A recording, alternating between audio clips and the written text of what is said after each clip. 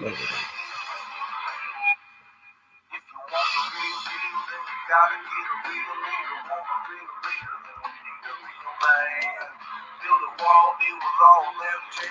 How's it going, everybody?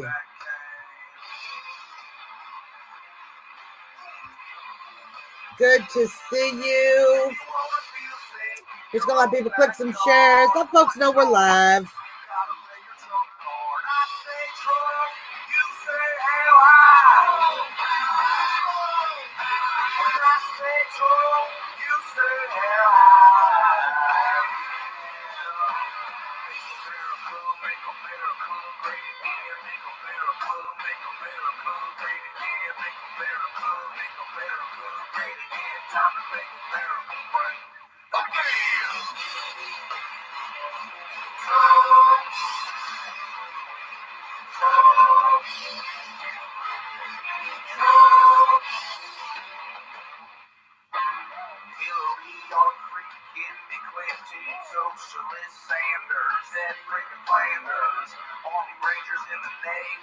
There's my Audra. How's it going, Chuck? How's it going, Deidre? Good to see you.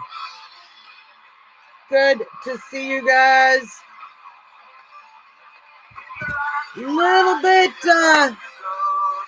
excited about today's news. Nick, how's it going? Leslie, good to see you. There's my Moncton. Everybody, Chris McDonald. Couldn't do without you, Chris. You have no idea. Love my Chris McDonald. Anybody has anything bad to say about Chris McDonald, you're gonna have to say it past me. You're gonna get a pop in the lip. Because that's my homie. That's my homie right there. How you doing, everybody?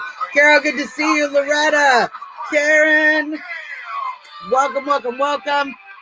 We got some interesting news today. We're gonna cover a lot of stuff, you guys. I got some stuff I didn't even mention, so we're gonna throw it all in. Hopefully, I'll be able to find. How's it going, Betty Ann? Good to see you. Let's see if we can find. We do like the right to bear arms. What about the ability to work a job and have jobs available to us? You know who we need? This name starts with a D and ends with a truck.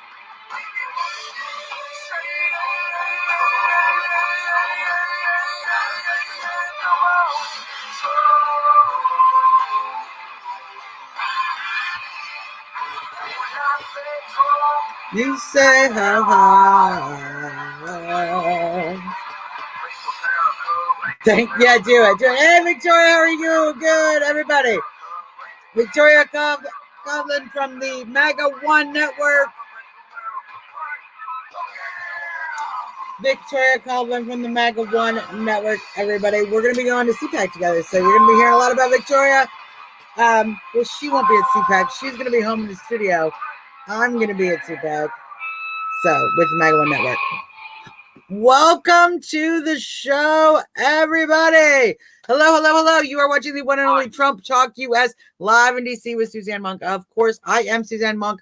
We are, as always, 8 minutes away from our nation's beautiful capital and 13 minutes away from the president's White House with mild traffic. Don't get your panties in a bunch, everybody. We have Chris McDonald representing Trump Talk US in the room. He's sharing links. He's greeting patriots, answering questions, being a general support structure. We don't have a lot of good trolls anymore, so he hasn't had to boot any trolls in a long time. Maybe Zuckerberg needs to step up his troll game. I'm just saying, I'm getting even my Periscope trolls. I need new Periscope trolls. I've turned my old ones into fans.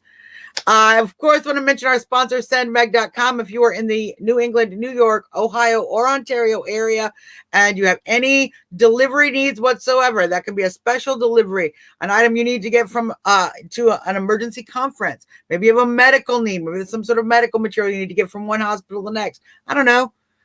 You're the one who needs to ship stuff. But sendmeg.com, she's going to be able to provide you personalized service. She's a veteran. She's an amazing patriot. And at all of her certifications, hazmat, tarmac certified, wide load certified.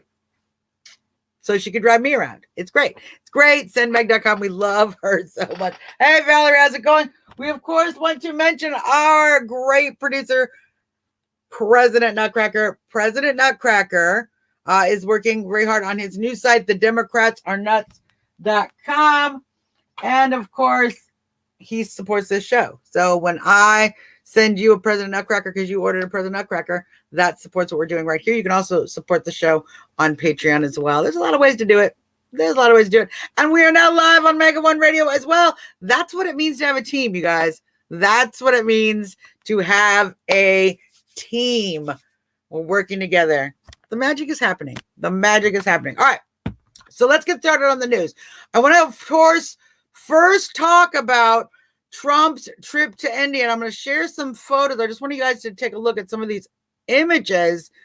And this is just a simple Google image search here, but we just want to take some beautiful, look at this hug. I love every time Modi sees the president. Oh, they went to the article. How excited he is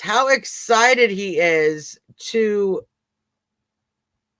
see the president. The hugs. Look at it. Look at him. So they're just so warm. He's so happy to have Donald Trump here. There's so much love and support. They've fixed the Taj Mahal. They did repairs that they hadn't done in 300 years. They had done cleaning of the Taj Mahal tombs that had not been done in 300 years. Donald Trump is making Indian tombs great again just by going to India. 300 years. It's amazing. They cleaned the fountains. They fixed the riverbeds. They got toxic waste out of things. They swept the streets.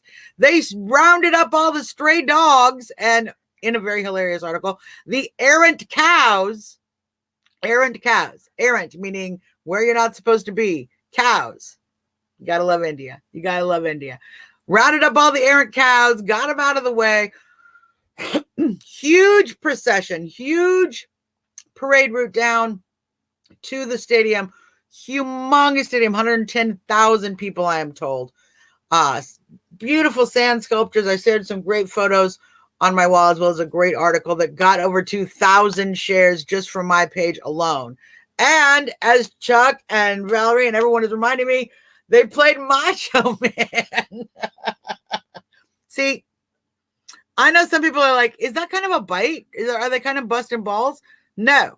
You have to watch Bollywood. You have to understand a little bit about Bollywood culture to understand how cheesy the Indian sense of entertainment can be. They really can enjoy some cheesy. So they're still enjoying a lot of the 70s and 80s fun stuff that we were doing that was really cheesy. Remember all the big hair, crazy fun stuff? They love that stuff. Because it's very much in their culture. So, the big dance numbers and fun disco moves, they still love the disco. So, I think it was a great compliment, and it's awesome.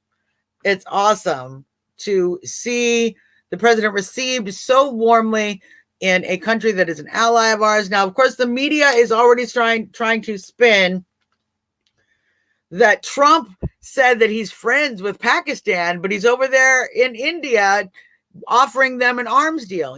Trump is actually doing one thing. I think the left is going to get mad at Trump about. I'm not mad because I'm a capitalist.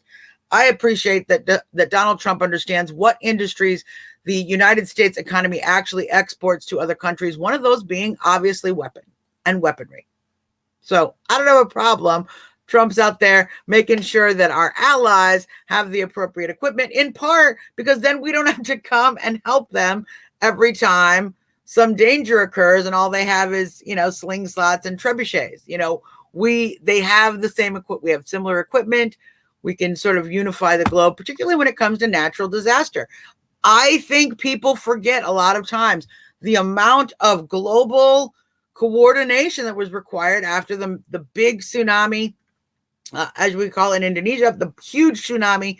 So much effort was needed to come together to deal with that. There's other natural disasters, and certainly could in the future be additional needs for us to have an ability to function effectively with other nations. And so obviously we want our allies to be strong, strength through peace, through strength, not strength through peace. You don't get strength just because you're peaceful. You get strength, you get peace because everyone knows that if anybody breaks the peace, there's going to be hell to pay. That's how you get peace.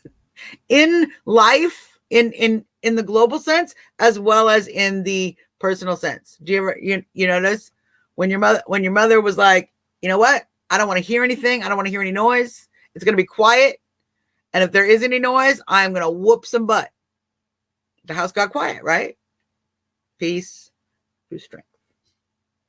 And that is just how it is. So President Trump is over there in India. He's going to be enjoying the hospitality. They love Melania. They're having just a wonderful time over there. Melania's outfit actually had her white jumpsuit that she came off the plane with. You probably have seen the pictures. It's gorgeous. The sash is actually a vintage piece of Indian fabric. So her designer actually, they didn't just appropriate the culture, all you social justice warriors. She actually used a vintage piece. So it's a beautiful outfit, simple, clean lines, very respectful, very modest. One thing that I love about Melania as a first lady, she is very much so modest and wears very appropriate but modest clothing. She wasn't always like that. She dressed maybe in her own life. She might dress a little more risque. And we've all seen the naked pictures, so don't anybody send them to me. I don't know why everybody's mad. That's our first lady. Sexy. Yes, I want to put this up, Nick, because this totally gets my point. Peace through a can of whoop ass. Yep. And you know what? If you're good, you can just hold the can and go, I don't have to open this can, do I? And everyone goes, no. And they behave themselves. So, yes, thank you, Chris, for reminding me. I want to, of course, mention our friends, The Trump Towel at thetrumptowel.com. You will be able to get your Trump towels at CPAC if you're going to CPAC, and they are bringing the iron Trump sculptures, a Trump sculpture entirely made of nails of various kinds. It's gorgeous. It's full. It's taller than me. The statue is bigger than me, taller and broader. It's huge. And you will be able to get your picture with the statue, see it for yourself, as well as get one of your cute little Trump towels or the big buggy, the big boy, the beach towel. You got to get one of these, you guys. This is so soft. I want to make pajamas out of it. I'm going to get 5 of these and give them to Andre Soriano and have him make me pajamas out of these. That's what I'm going to do. That's my new plan. It's my new plan. You saw it here, folks. Okay. So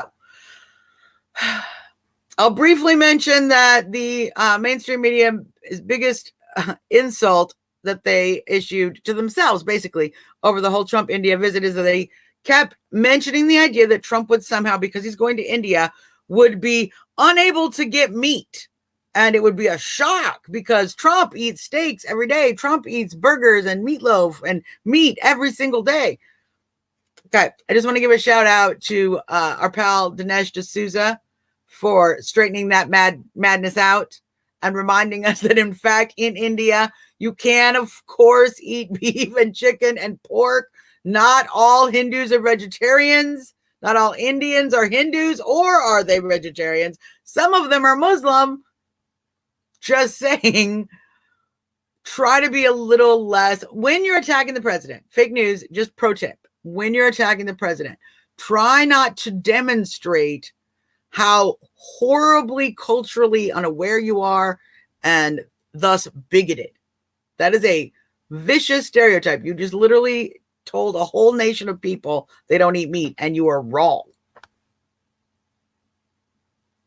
Fake news. I'd be embarrassed. I'd be embarrassed to work on some of these news stations. I would literally be personally embarrassed. I couldn't do it. I could not be Don Lemon. I could not say these things. I could not be Anderson Cooper. No. I mean, I'm happy to give you the news here, but I could not lie and whine and cry like they do on the TV. It would drive me insane. No respect for myself. All right. So let's move on. The president's going to come back. We're going to have lots of things to talk about when it comes to politics. The Supreme Court obviously last week upheld President Trump's decision, his order to prevent illegal immigrants who cannot afford to be here to be in the country. It's forget what it's escaping me what it's called, but it is a program designed to ensure that if you're coming here to the country, that you have the means to take care of yourself. And if you don't, we don't have to admit you to the country. So that actually was upheld in court. Sotomayor was very upset about that. She, kind of accused her fellow judges of legislating from the bench, which I think is really funny when the left tries to tell you about legislating from the bench. That always cracks me up. But so we're going to have a lot of things going forward with President Trump. There's a lot of things going on. Rod Blagojevich's interview on Jesse Waters' show is bringing up some issues about Obama that we didn't know about. So I feel that TikTok is happening. We're certainly going to see that more of that coming forward. But what I want to talk a little bit about now is kind of what's happening to the Democrats, because with the Weinstein verdict, we're going to talk about that for a minute. And some of the other things that are happening for the Democrats, they're really having a hard time. We're going to talk about the caucuses out in the Southwest. We're going to talk about the situation with Bernie Biden, exactly what these candidates are starting to do right now and how they're going. But I want to start with the Weinstein verdict because it kind of frames the entire situation that the Democrats are in. So Harvey Weinstein was convicted on not the most egregious counts that he was charged with, but two counts, I believe, of one of third-degree rape. Actually, it might have been 3 counts because I think there was one inappropriate contact with, and then the secondary count was also, I forget what it was. It's legalese. The point being, he was convicted on those charges. Those charges hold a sentence of 5 to 25 years. So his sentencing is going to be on March 11th. They are holding him until the sentencing. Obviously, he's in custody as we speak. It's a lot of what the Democrats are seeing with their efforts. They have corrupted themselves so massively. They have gone so far in to hand-locked with these horrible people. Pedophiles, criminals, the sex rings. I actually watched a recent special on the NXIVM situation. Keith Raniere still is awaiting trial. I had actually thought the whole process had been done. Keith Raniere, the gentleman, as you know, the who was ordered to have the women branded with his initials, and Allison Mack, of course, from Smallville, as his collaborator. She was convicted. Not nearly a sentence as you would think, but Raniere not. Raniere has not yet been convicted. Now, the same thing with Weinstein. This verdict took a long time. There was a lot of deliberation. The case itself took an extended period of time.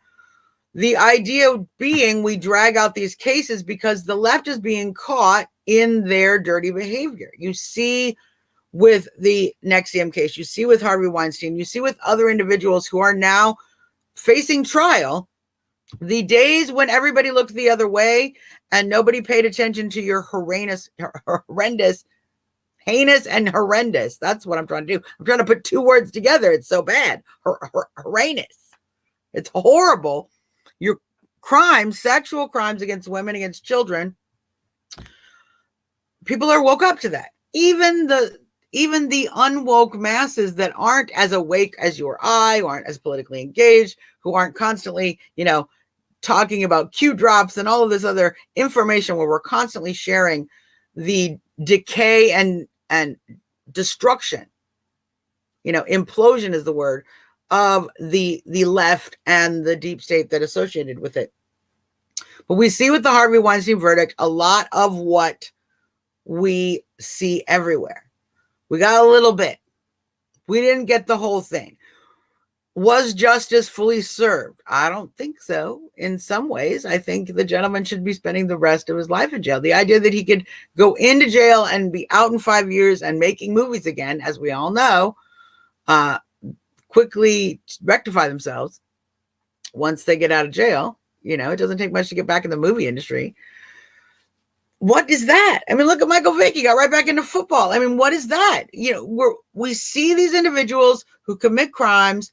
They are not being prosecuted for the heinous level of crimes that they're actually committing, for the damage that they're doing to people's lives, while inner city kids are going to jail for 10, 20, 30 years for nonviolent criminal offenses.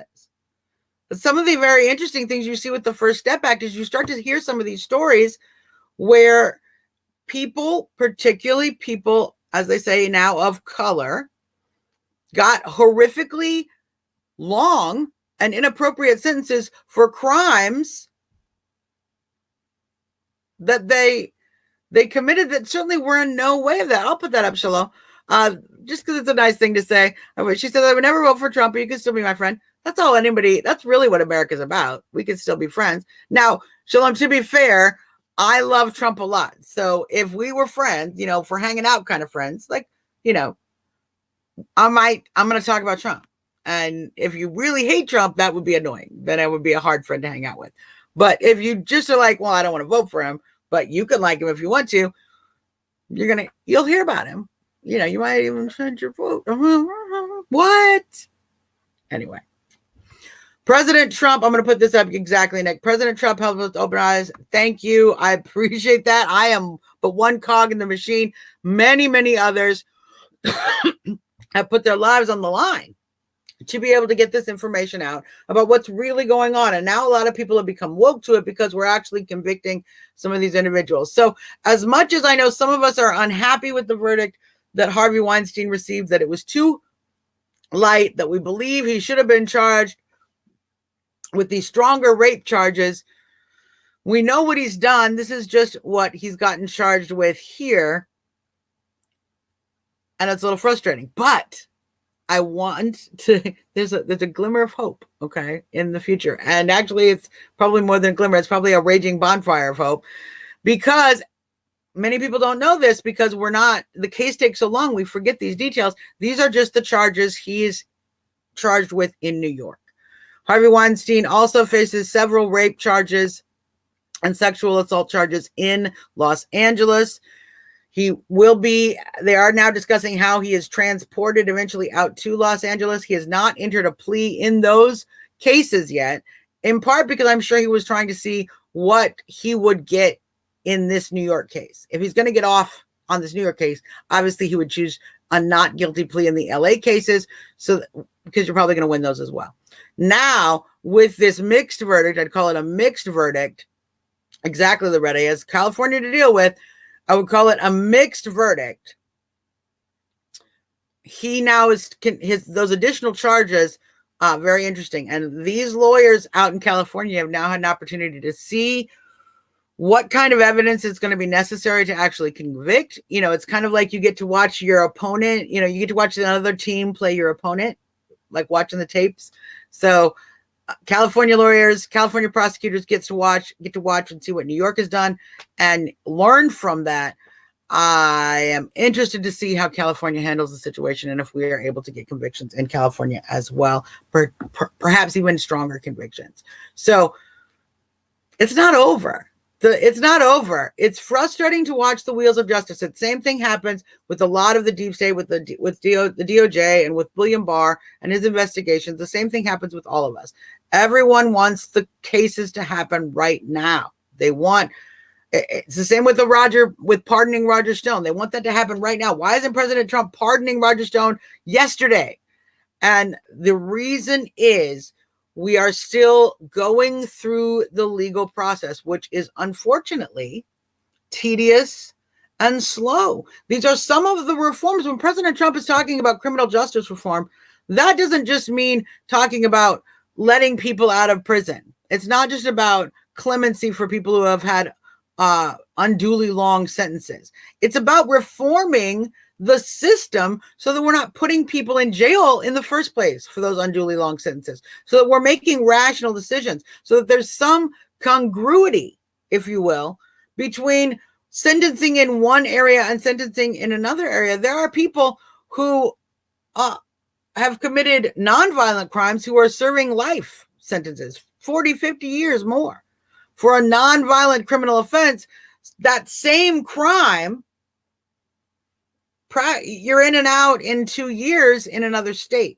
So we have huge variations. We have real problems between different justice systems, between different judicial systems. One of the major problems in Chicago is not that the police are not doing their job. The police, in fact, arrest a lot of kids. They arrest these gangbangers. They do. The courts are not holding them. The charges get dropped. They get sent back onto the streets. They get very light sentences.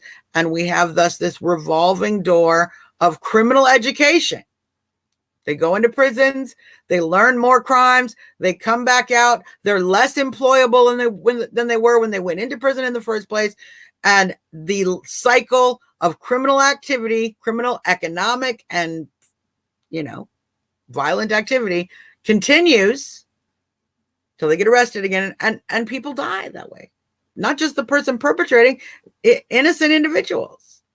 So we need to reform not just the system of cops, but also particularly our judicial system, our court systems that are both over sentencing individuals who have committed nonviolent crimes while very mildly sentencing people who have committed truly devastating acts on other citizens, other individuals, destroyed lives, killed people, ripped families apart. These are the kind of crimes we need to be having harsh sentences for. And so we certainly need some reform. President Trump is working on that. And we get frustrated because it's not happening. That's a good question. Why is there still a gag order? Loretta, why is there still a gag order on Roger Stone when technically his case is over? Isn't that a great question? Isn't that a great question? Why did this judge not recuse herself in the case knowing full well her political bent? Why would she possibly allow a known opponent of the president, someone who openly loathes the president, has a very strong, virulent opinion against the president? Why would that person be allowed to be the head juror, the in charge of the jury box and coordination? So there's a lot of questions, obviously, that are going to be raised on appeal. Roger Stone is going to have a very good attempt, a strong case, a very good case for appeal because of the tainted jury selection and because of the judge's own bias, own known bias. So yeah, I'm going to put this up because this is children. We have too many Democrats that lost Trump blogger. Have lost their minds trying to be above the law. That is 100%. And in every possible way, they're trying to be above the law. They are trying to be above the law as far as political law, campaign finance law, regulations. They try to be above the law. They can just buy their way onto K Street and they write the regulations for you that goes through Congress through the hands that they've all greased in that way. But now we see them committing violent crimes against children, sexual crimes, heinous activities and wanting to get away with that. It's too far. It's too far. They can't all Epstein themselves, you guys. I know it's funny to say, but all of these people that we're arresting cannot possibly kill themselves. It's just at some point that game will have to stop. And we're going to see that. We're going to have to see that soon. So now I want to talk a little bit about the Democrat race, because I read a very interesting article from Dick Morris just yesterday, talking about the prediction that I've made. As you know, I've made this prediction. I'm going to make it again. James Woods has made it as well. Talking about the potentiality of a candidate ending up the Democrat nominee who is not already on the ballot. Namely, as I have mentioned, James Wood has mentioned, including Dick Morris has mentioned, Hillary Rodham Clinton. Now, I've shared the article on my page. I'm going to share it onto Trump Talk US later tonight. It is a fantastic description of the technicalities, the technical steps that would have to occur. When you read it, it really speaks a lot to the situation we see with the Democratic election. So the basic premise of Dick Morris's argument was that the Democrats are going to attempt to broker their own convention. What does that mean? That means they are going to attempt to ensure that no single individual has more than 50% on the first vote. That is what a brokered convention is, a convention that cannot pick a nominee on the first vote by 50%. Those are the rules the Democrats have. And currently the rules stand that the superdelegates do not get to vote on the first vote. Okay, they have to vote. They get to vote, but they have to vote based on the state or their state's election. They don't get to vote their conscience as they did in the past on the first vote, on the only Rosie O'Donnell, only on the first vote are they required to vote with the state election results.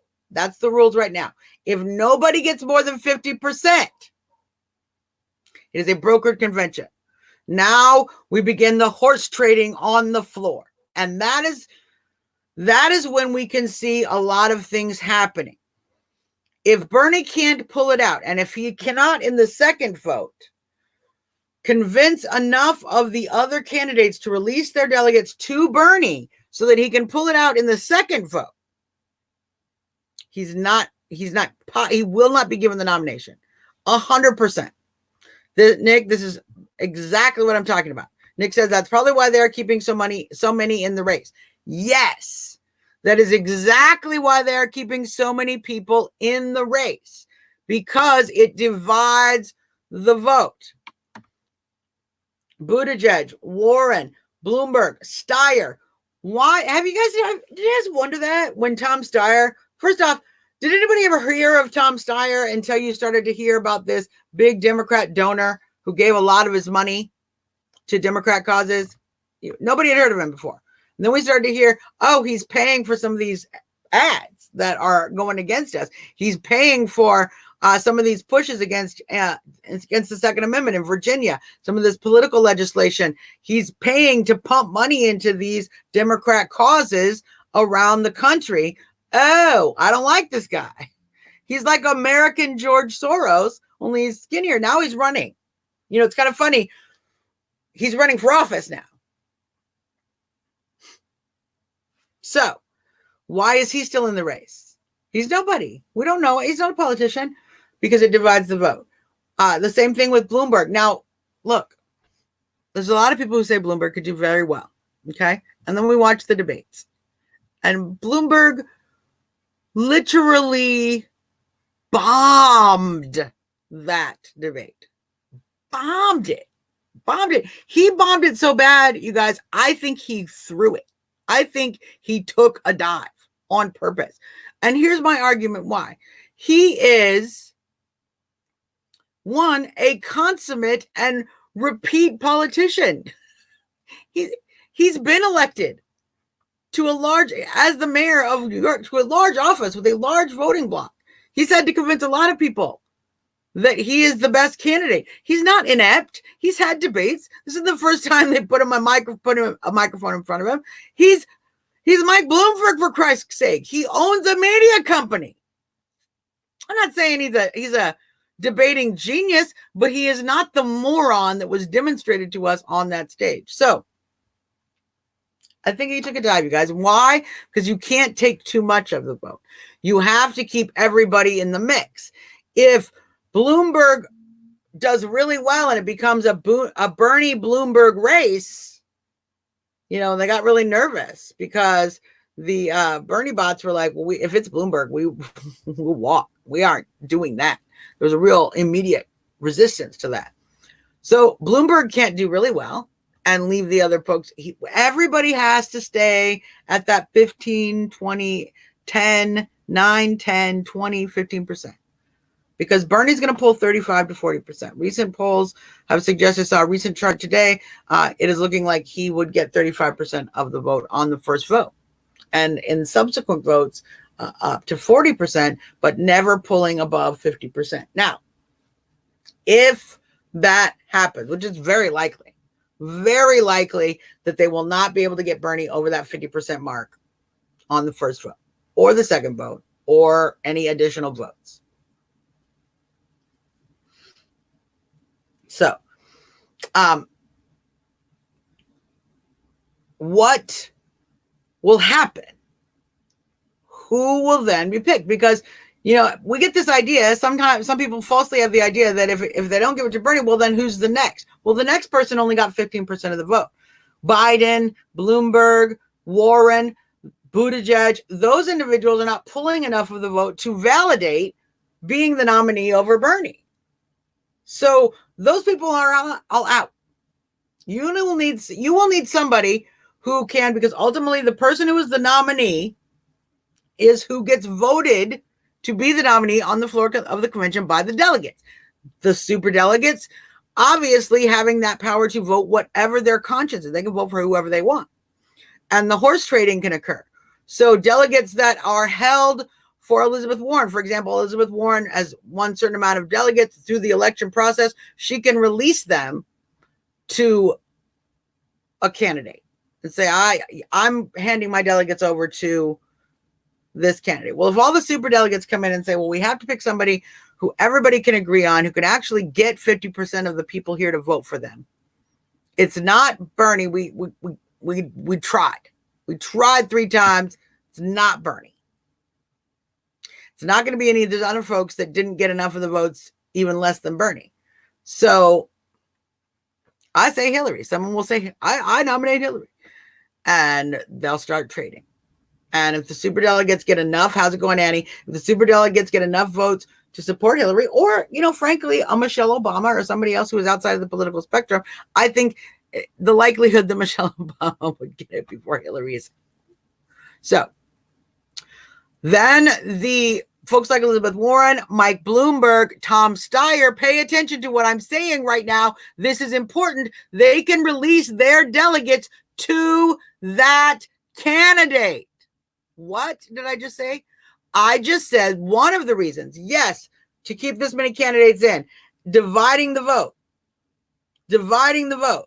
But a secondary reason is to obtain and hold some of those delegates away from Bernie Sanders, but hold them so that they can be released to the eventual nominee. That's why you have these rich billionaire patsies, because Mike Bloomberg is busy building, as he stated, a campaign funding, that was a misspeak, campaign funding mechanism. You say funding mechanism 5 times and see if you don't say the wrong F word. Just say it. A campaign funding mechanism that he openly said from the beginning of his campaign that he was going to give to the eventual nominee, whoever the nominee was. He was giving that whole cloth to the nominee to help them fund and operate their campaign. Tom Steyer, why else would he be there? Because he can spend money, because he can hold these delegates. He can keep the vote divided. The Democrats, if they really wanted to find the best nominee, they'd be starting to push these individuals out of the race. So, I know. I'm just reading past some comments. They just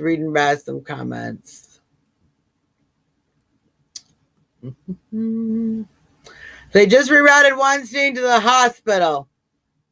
Thank you for sharing that, Carol. Thank you for sharing that. Can he have Epstein himself before he even got out of the courtroom?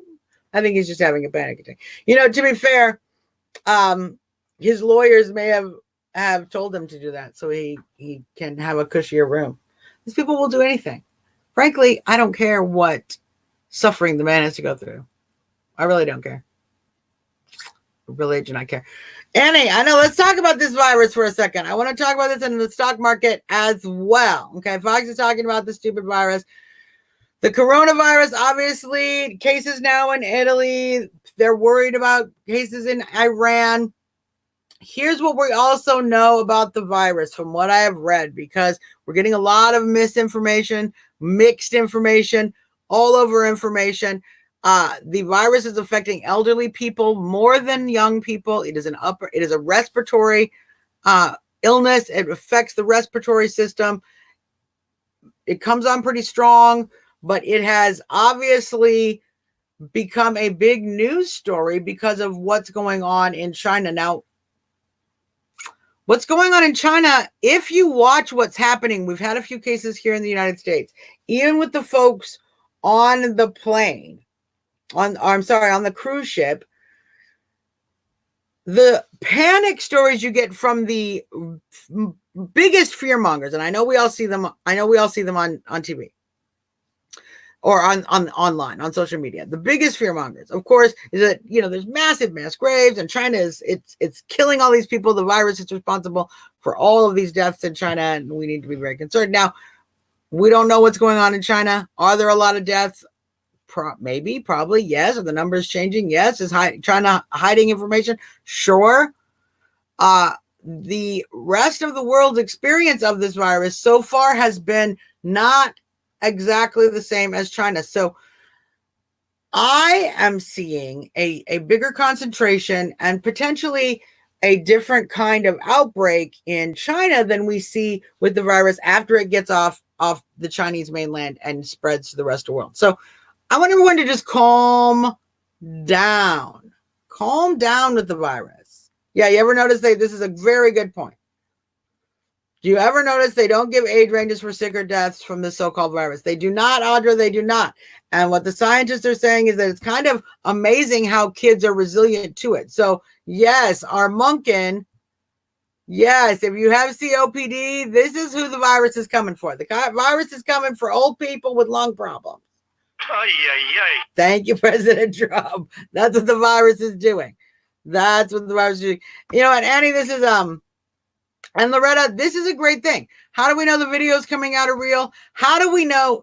Let's just speculate. Loretta, I appreciate you mentioning it, because without evidence, we have to be careful how much we speculate. We have to be able to verify information. And if we don't have that information to verify, making yourself into a panic is a little bit undue. There's people I've seen on this situation who have basically decided that the virus was released intentionally, was weaponized virus released to help take down Trump. Now,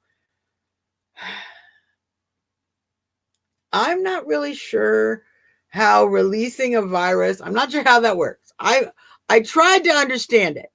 I tried to understand that conspiracy theory that somehow releasing this virus, they would be able to blame it on Trump, and it would be all Trump's fault. And so that would somehow bring down Trump, because the whole world, like half of the world's population, would die. Now, I don't know. That seems unlikely. That seems an unlikely result from a global pandemic. If in fact half of the world's population died, I can pretty much guarantee each and every one of you that the last thing the world would be worried about is it's Donald Trump's fault. I think it's absurd. There is no way. Imagine, okay? How many people live in your house? Half of them are dead. Are you talking about how Donald Trump is the reason that everything is is that what we're worried? Let's impeach Donald Trump because half the people on earth are dead from something allegedly. He didn't release the virus. That's the most insane. The Democrats are crazy. They're crazy. I don't even understand where they come up with this stuff. Now their crazy talk doesn't even it's beyond crazy talk. It's like they've layered crazy on top of crazy, and you just don't understand anything they're saying. It would be like a crazy person speaking in a foreign language. So you already don't understand the foreign language, and they're crazy. And then they have decided to play it backwards. This is what they sound like. It's maddening. It's madness. It's absolutely, absolutely madness. This is funny. 7 Ocean. The fake news will say he sneezed and caused it. I'm just, these are the things we have to deal with. These are the things we have to deal with this fake news. They're more interested in attacking the president than they are in addressing the issue. They're more interested in their agenda than they are in the well-being of their constituents. As we saw with Pete Buttigieg, pandering to the SJW community by embracing the coming out of a 9-year-old boy as gay at his rally. Now look, we're not even going to get into the whole issue of whether or not a 9-year-old understands sex enough to be gay. That's a whole other can of worms. And it's a big can of worms. So we're not opening that can of worms, okay? But let's talk about the choice to make that part of your political rally. This is what Pete Buttigieg thinks is a good idea. He is so interested in getting the liberal LGBT pandering vote that he is willing to take a child's personal struggle for identity and put that on a national platform. A national platform. So now everybody, when you're going to come out, how irresponsible is that? As a fellow gay man, how irresponsible is that? My inner gay man is upset at him because that's how you're coaching the next generation. Oh, you want to come out? Why not do it at a political rally where it will politically advantage me and help me get votes?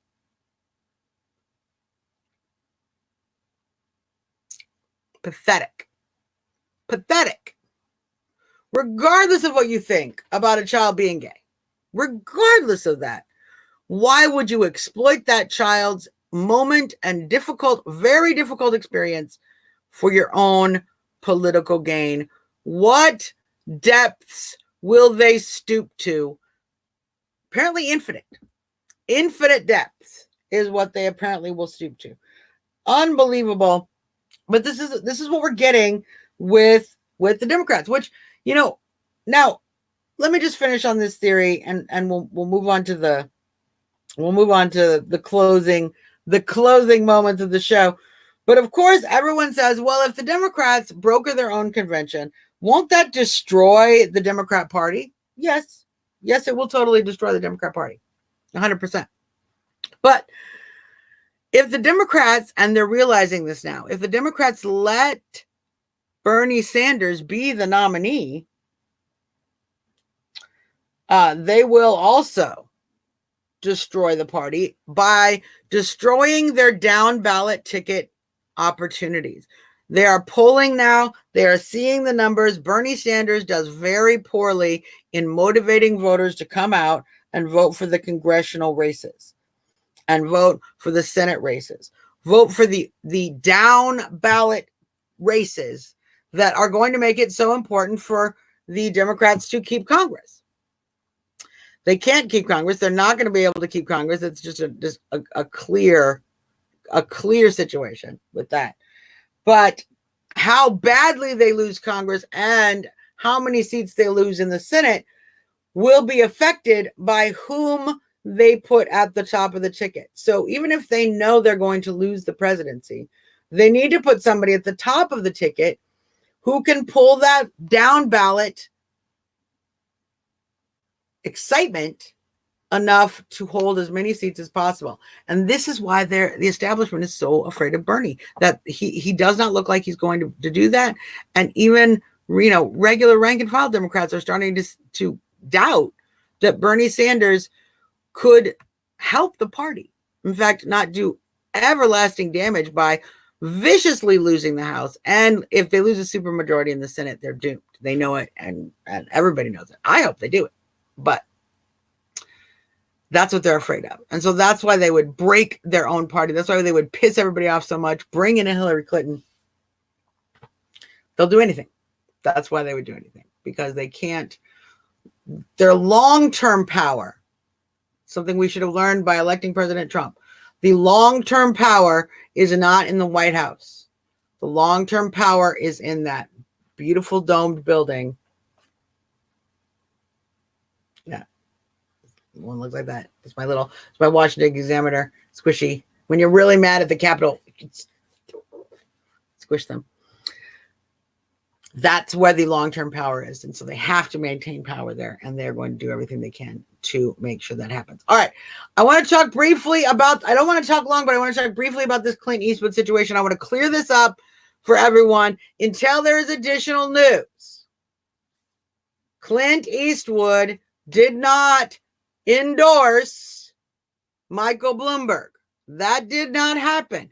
All of this hype, and it has been now posted in every single news site, left and right wing, all of them reporting the same original out of context quote from the author who wrote the original article in the Wall Street Journal when he did the interview. Now, the article in the Wall Street Journal actually is mostly talking about Clint Eastwood's new movie that's coming out, Robert Jewell, and talking about some of his past. It's really a nice retrospect. A lot of the article is really nice talking about Clint Eastwood.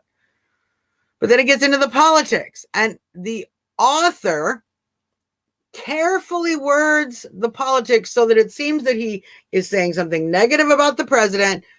What he says is, I'd like it if he didn't tweet so much or call names. I'd like him to be more genteel in the office. It's a common, how's it going, Marita? It's a common concern from folks in the MAGA movement, from Trump supporters, dyed in the wool, gonna vote for Trump, love Trump.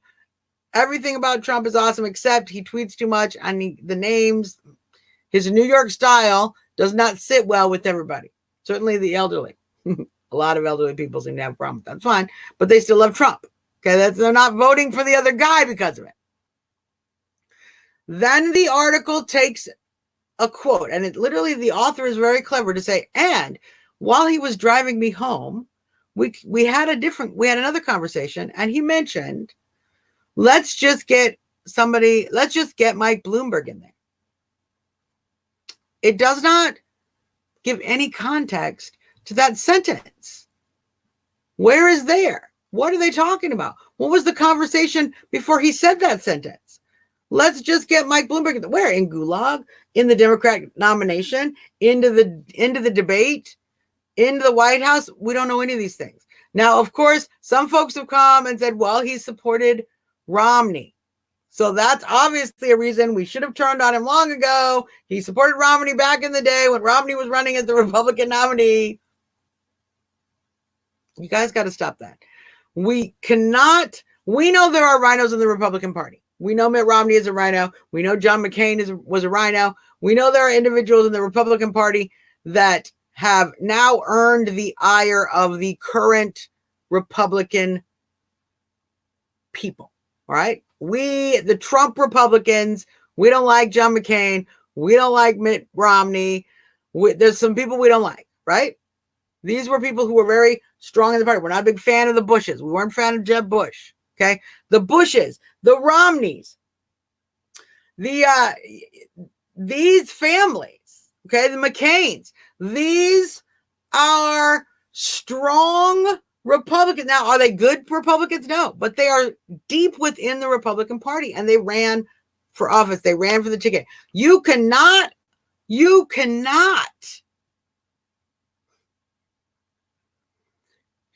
judge your fellow Republicans based on the fact that they voted for a Mitt Romney or they supported a Mitt Romney when that was the Republican nominee. Okay? Some of you Puritans who have been on the voting couch, if you will, you haven't been out here voting, right? Folks who have just come back into the voting game, and you all come in raging into the Republican Party like a storm. And anyone who ever supported Mitt Romney or John McCain should be ashamed of themselves. Well, hey, guess what? In 2008, your choice was Barack Hussein Obama or John McCain. Those were your two choices. Democrats flipped and chose McCain because they didn't want to vote for Obama. So we got to stop playing this game with people. Just because Clint Eastwood came out and supported Mitt Romney during Mitt Romney's run for office as a Republican doesn't mean he's going to flip and support a Democrat.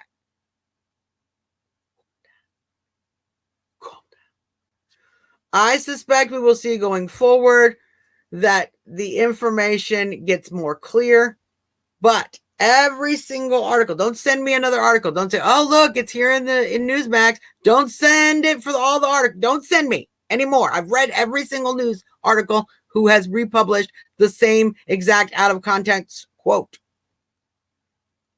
I agree with this. I agree. Haley, I agree. I voted for Romney. She said, I voted for Romney. Thank God he did not win. 100%.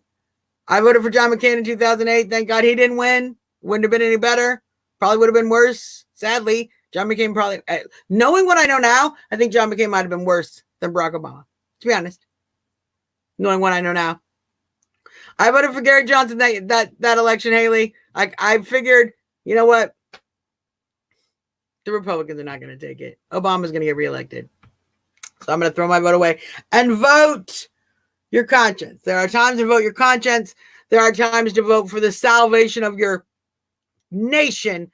This year is one of those years. This is going to be a year, not in the primaries. Obviously, you guys, let's vote for the most MAGA patriots we can in the primaries. But let's make sure that we vote conservative. Yes, Loretta, he was also a registered independent. Bloomberg has been in every party. But he's currently the Democrat. So I can't possibly see Clint Eastwood, who throughout the Trump administration, he said positive things. Certainly, he said positive things about Republicans, very strong on the Second Amendment, particularly Mike Bloomberg and his anti-gun stance. It just doesn't make sense. So before we jump off the deep end over one sentence in a Wall Street Journal article, let's calm it down. That's it. John McCain has always done whatever makes him better, not what is better for the people. That is exactly the case. So he would have most definitely been worse. And to be fair, Victoria, the Republicans are really good at starting wars that the Democrats hold on to for them. Have you noticed this? The Republicans love to launch stuff. Then the Democrats get into office and they kind of hold on. They're like, all right, we'll keep fighting for you. Then the Republicans get back in office and we launch some more stuff. Donald Trump has been the first president we've seen in our lifetime that has ended that cycle. That instead of finding a new war, because we've now we've elected a Republican, let's go find a new war. Don't make me count them back. We will. The Bushes just fought the same two wars. Twice. The Bushes were like, oh, let's just go fight that war again. George W. He wasn't the brightest one in the family, obviously. And his father was clearly more savvy than he was. But certainly he just went, oh, I'll just fight daddy's war. This is the first president we've seen, a Republican president who did not start any war and, in fact, pulling our troops back, making more rational decisions, actually completing the battles, defeating our enemies, and being able to bring our troops home. Just so important. All right. That is our show for today, folks. We will be back again, hopefully Wednesday. I'm going to say hopefully because there is the possibility I will be attending the First Amendment Summit. The First Amendment Summit with Gavin McInnes, Owen Stroyer, Alex Jones will be there. That is happening on Wednesday night, so I may be live streaming from that. We're going to find out. But as usual, let's close out with a little bit of music, you guys. How about this? Let's close out with just a little bit of this. It's coming. It's coming. The American dream is dead. But if I get elected president, I will bring it back. I want to, of course, thank Victoria for streaming us live on the MAGA One Network. I want to thank Chris McDonald for representing us here in the room. I want to thank all of my listeners and viewers, including my new Periscope friends and fans and listeners. I really appreciate you guys. Really trying to build up over on Periscope. Twitter keeps me beat up over there. So I really appreciate it. But of course, appreciate all of my Facebook crew that has been with me the whole time. You guys are my rock. I love you all. Until next time, everybody, this is your girl, Suzzanne Monk. Opening.